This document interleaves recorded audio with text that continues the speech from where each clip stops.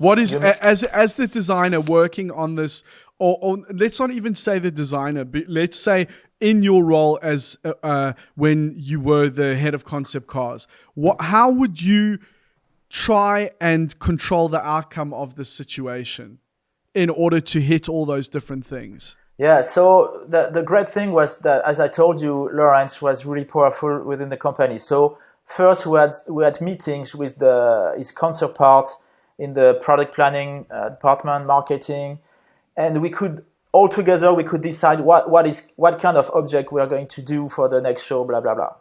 So that's the most important thing, because you decide, oh, we want to do a blockbuster, we want to make everybody happy, or we just want to prepare people to that kind of car or that kind of project or that kind of strategy.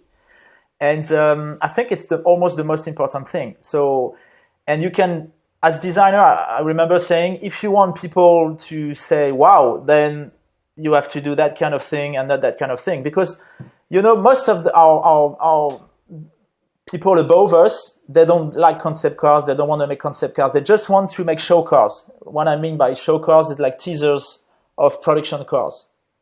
So for me, these are not concept cars. So they just want to say in advance, oh, look, we are going to release the next Clio. And then our role was to say, if you want people to look at videos on YouTube with influencers, showing your product and talking about Renault and saying, wow, that's cool, or we like it, or Renault is going to do amazing things, or Renault is great because of, then you shouldn't do just a Clio with slightly bigger wheels. So I think that's that's why we could make so many interesting projects from a designer point of view, because we could deal with, first of all, with the topic itself. That's most, because if your company just says you, oh yeah, make the next whatever, as I said, next Megane, just bigger wheels, then you what's the point? Frankly speaking, I prefer not to do it. Sometimes I even said we shouldn't even do it. Just show the production cars in that case, You've basically just asked my next question for me. What is the role then of a concept car? Like, you've just touched on it very lightly, like the difference between a show car and a concept car. There's a definitive, with a few exceptions, there's a trend in recent years to do exactly what you've just said in terms of a show car. Slightly bigger wheels, maybe cheat the package a little bit, lower roofline, and a few LED lights, and but basically this is what you're going to get, and the production version will be very close to that. Can you talk about the differences between those two a little bit more? Elaborate on that. Yeah, I think there's also a question of era. I think in the Le Clément era, 20 years ago, 30 years ago, was important because the production car package were not great, to be honest, especially in brands such as Renault. Yeah. The constraint was amazing, wheel size and everything. So it was important as designers to show to your board and to the audience, when we'll be able to have good packages or so on, we can make amazing cars, okay? So I think it was important also to show that what you can do if you don't have super big constraints, But frankly speaking, now we have production cars, most of them, they have amazing packages, We cannot complain too much. Yes. If you have, most of us, we have big wheels now, we have kind of, some of them they can manage with short overhang. They can manage with very small, glass house or windows. The proportions are so much better. And then I'm thinking, show cars, they were supposed to just sell the production cars. They are not so important because they become concept cars in a way. Oh, they're so good. I would say let's talk about Polestar, for instance, just to talk to them again. They don't really need to make concept cars because the production version will be probably super nice. So it's already a kind of concept car on the road. So that's the message they give. So today that's where we are. But I think there are room for real concept cars. Then we are not cheating. We are saying, okay, let's try to imagine something really far away, and then it's still something worthy. I think then it has to be really futuristic. So that's the interesting thing. You're not using that money just to show, oh, here's the next production car. It's better to use that money to see what can be done. And even when you start, you don't have any idea about what it could be, you know. So it's true exploration. Sometimes I would say even companies, if they can afford that, even if they don't show it at the end of the day, I think it's great to have room for that, you know. So have a budget and start a project and really to explore with sincerity, you know, not doing just an object for communication. So I think for me, the concept cars shown to the audience or not, they need to be to still exist, to have that role. I think we want to be too efficient right now. Companies, because of problems with the money and everything, they want to be super efficient, you know. They just want to just make the right thing, short, you know, right sketch, right alias model, just very quick, boom, done. You know, they want to be super efficient. But I think we need room to explore really, and when I mean explore, is when you do it with sincerity. It's you can go wrong.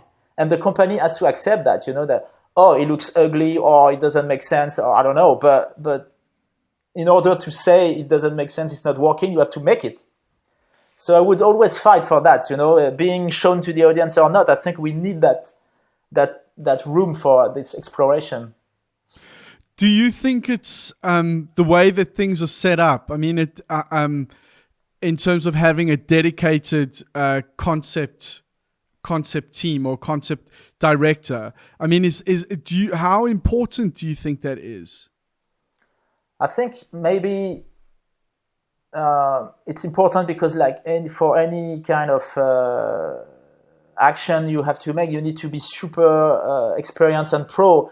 And it's not because it's just a concept car that you shouldn't be like that. So I think at least you need, even if it's not a designer, maybe it's a team manager or an engineer, you need somebody to be really aware of what it is and to bring, have experience and to do 1, 2, 3, 4 concept cars, and then it's even better and better, you know.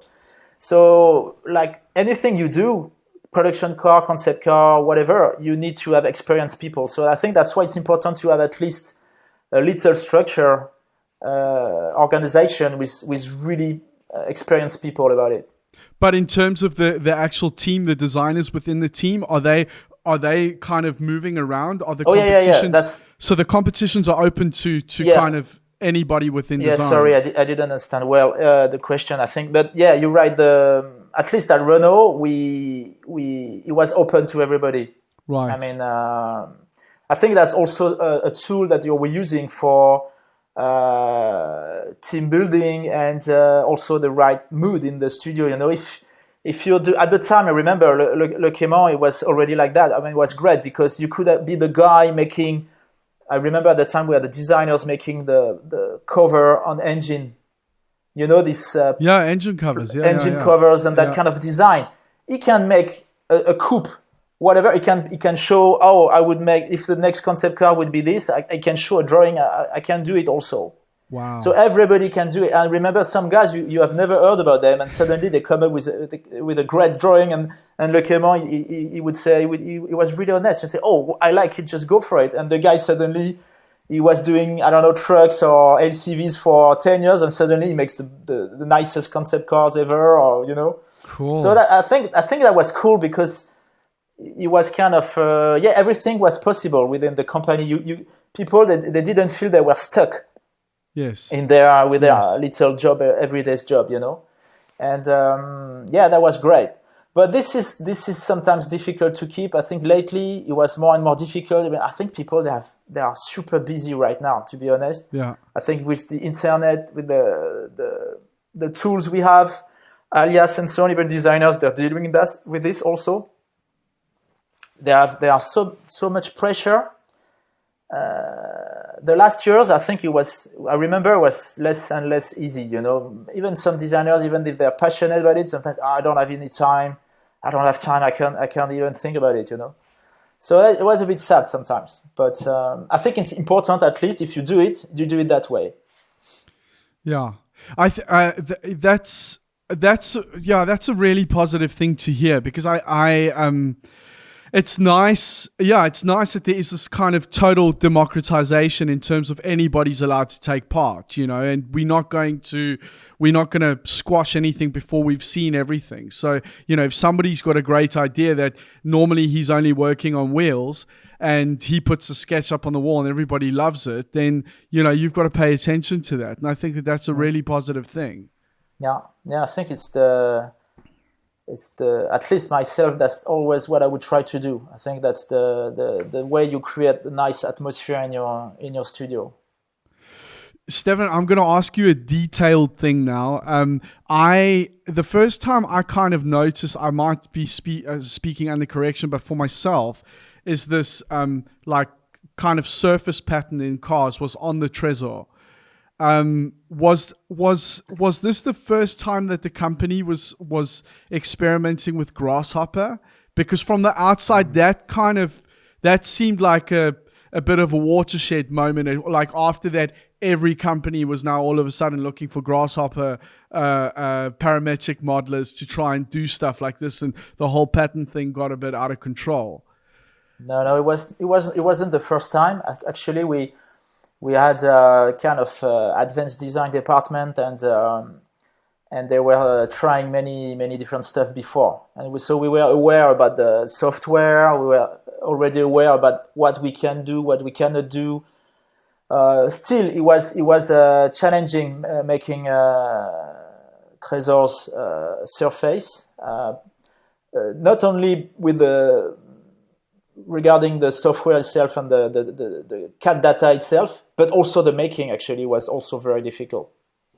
So, but we knew before more or less what can be done or what we can try to do with this. We had some experiment before. But that was the first time you guys had kind of done something like that publicly. Publicly, yeah, I think so. Except for maybe I don't remember, maybe some details on another card. So I'm sorry if I forget that, but I think at that scale, I think it's the first time, because it's half of the car, more than half of the car is the surface of the body is made that way. So right, at that scale, it's the first time for sure. Wow. Usually you're using this, for grids, you know what I mean, air intakes or little texture, some but well, we used it not as a little texture somewhere. We wanted to be something much more strong, in our design, something, like it was a kind of poetic message at the time. It was this yin and yang car, with a kind of love concept where it's couple, woman, man, yin yang, and so that's why Jan, the exterior designer, he come up with the idea of how we can have these two textures, super different textures, and this was yin yang. So it has to be same as powerful, together they have to be very powerful. So that's why we did that at that scale. It's pretty crazy. That car still today is just it's not that long ago, but still it was beautiful, absolutely beautiful. But are you guys still spending like a year on a concept car? Is there still enough time to execute something like that? I think it's changing. I think right now it was not going to happen. Maybe, it's going to, if it's happening, it's going to be a bit rare, Yeah. With Le Clément, it was crazy. We were doing 2 concept cars a year, But right now it would be maybe 1 concept car like that, with you take your time and blah blah blah. Maybe every 2-3 years, maybe. Okay. And most of the time, like many companies are doing, you're doing show cars, you're doing teasers. But I'm not in charge of concept cars anymore, of course. But no. If the company, I'm sure I know what they are planning to do more or less. But yeah, if they do one, because of our culture, I'm a Renault concept car culture, I'm sure they will at least try to spend a bit more time than usual. I hope they will do. Otherwise, it will be a shame. But anyway, we'll see. Stephane, you've obviously it's very clear what is fun about doing concept cars and advanced design. What are some of the positive things about doing production cars? It's more difficult to Are find there positive things. any? No, I mean production cars. I think it's the positive thing is more this pride you can have as a team, as a company, to provide a good product. But I think it doesn't bring something very so satisfying as a designer, because, as I said, it's compromise are so strong. Also, as a designer, your concept car is pretty much straightforward. You know, the exterior designer, yes, he did almost everything by himself. In production car, you're mixing so many things, so many designers are involved. So you're happy with the car, but if you're really honest, it's difficult to say, oh, that's the car I've designed. You know, a guy that have done a concept car, he can almost say, I've done the exterior design. It's 80% true, even sometimes 100% true. But for a production car, it's to me it's rare. So it's not a problem, but then you get less satisfactions, in terms of execution itself, in terms of it's your project or not, because you can have satisfaction about that, of course. So it's nice, but it takes so much time also. It takes sometimes 6-5 years if you've started with the advanced phase or the package, convergence models and so on. Sometimes you spend 6 years on the car, and at the end of the day, okay, the car is released, but it's nice because it's a company project. But as a designer, I wouldn't say it's so nice. But yeah, you have to change your mindset. You don't have to think, oh, I'm a car designer that making nice shapes. You have to think, oh, okay, I'm in a big company and I'm making a product for a customer. And in that sense, then okay, you can enjoy certain things. So that's the way I see production cars. Yeah, and mass production obviously as well. So yeah, sure. There's going to be like 5 million of whatever you're producing. So yeah. Yeah, we are not talking about super sports cars or exotic cars. Might be different. Yeah, I'm really talking about generalist brands, such as Renault or Peugeot. It's a different mindset I think you need to have. Stephane, did you have any problems transitioning into more of a senior management role, given your level of creative energy that is still evident today? Yeah, I mean, as I said, I don't have to make a proper design or a car by itself. So I just have to provide ideas, and in that sense, it's okay. I can do it because, as I told you, for me it's so difficult to make a car that ready to be built. It's so much work. I couldn't do it as a manager. But gathering images, having ideas, concepts,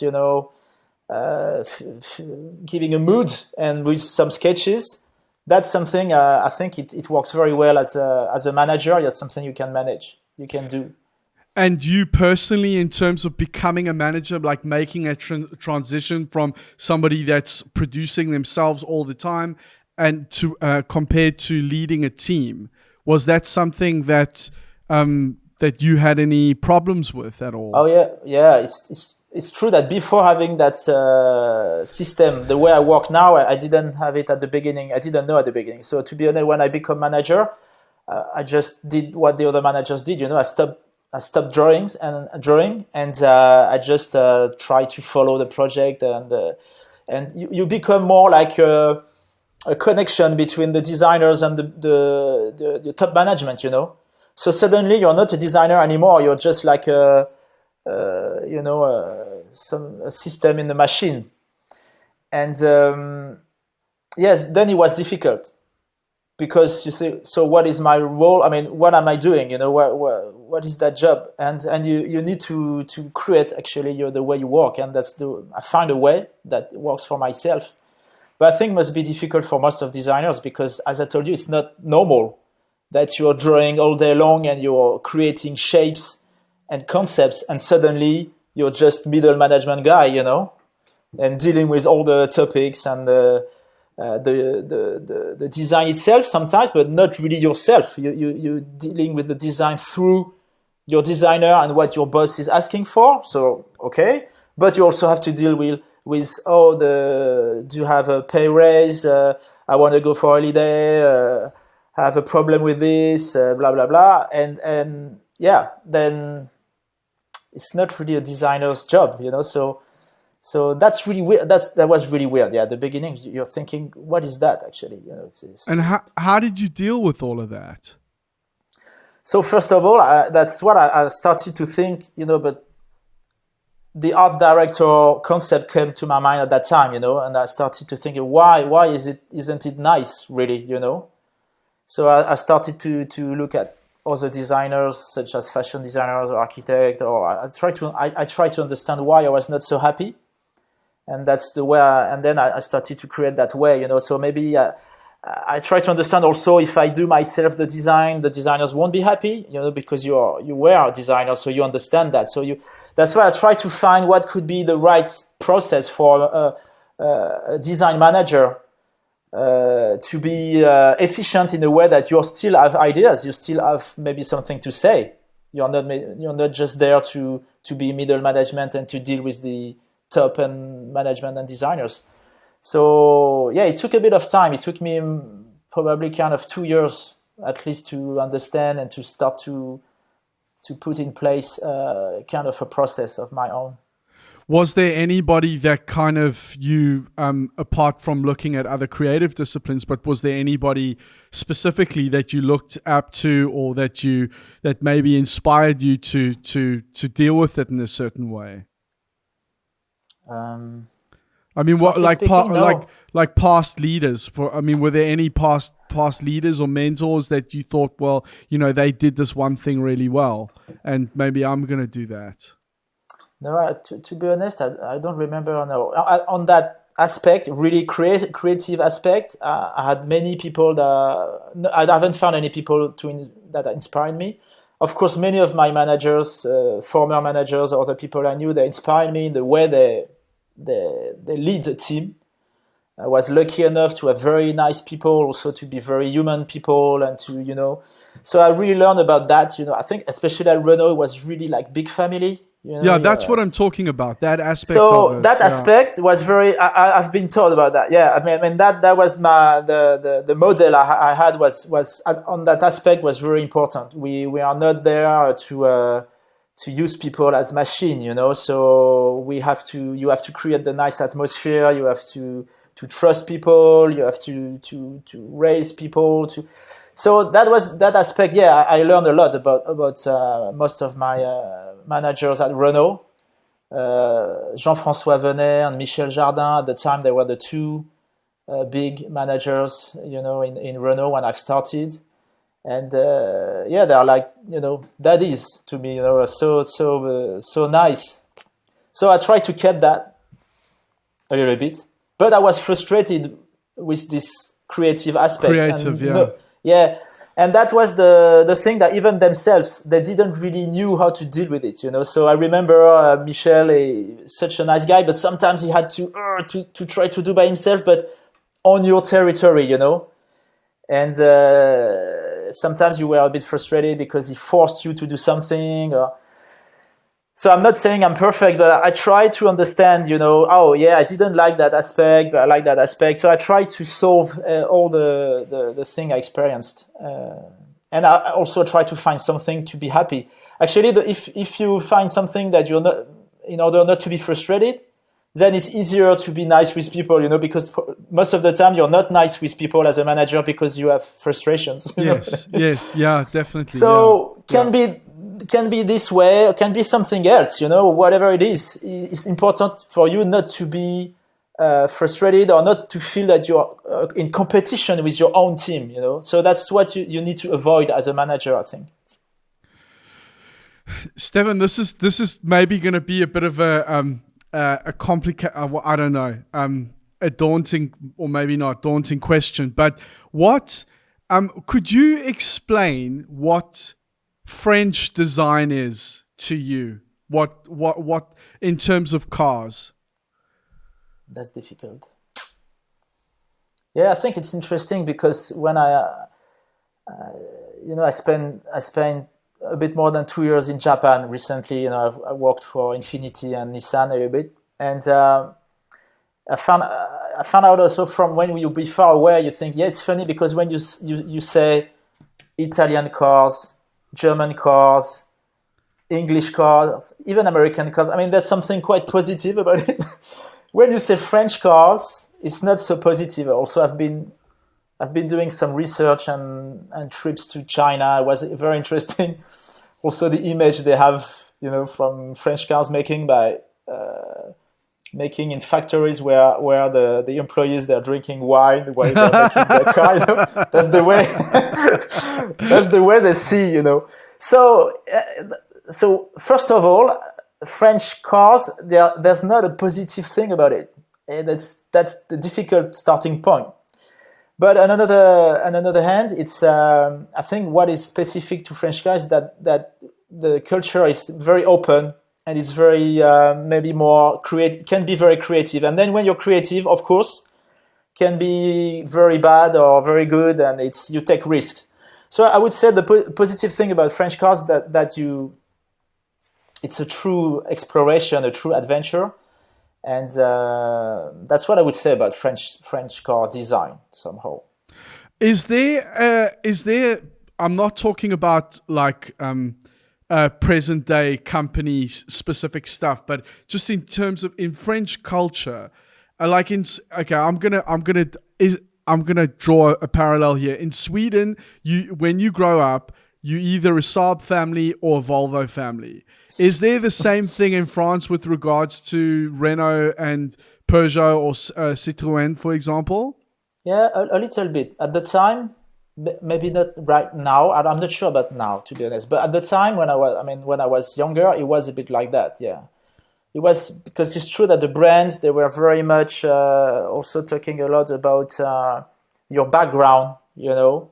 Peugeot was a bit more bourgeois, and Renault was much more democratic. So you had a bit of politics behind, and almost social level within the population.